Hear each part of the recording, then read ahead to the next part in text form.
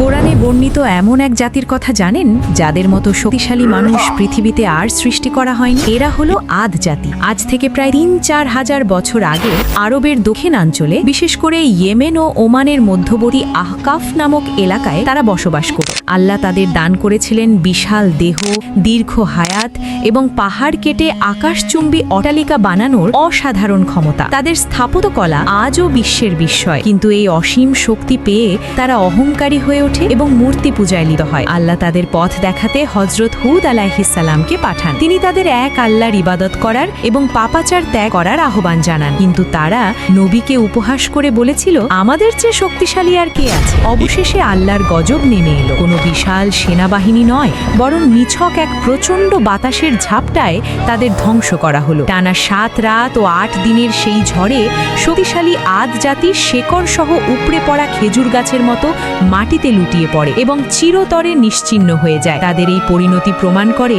মানুষ যত শক্তিশালী হোক না কেন, মহান আল্লাহর ক্ষমতার সামনে তা অতি নগণ্য। প্রকৃতপক্ষে আল্লাহই সর্বশক্তিমান।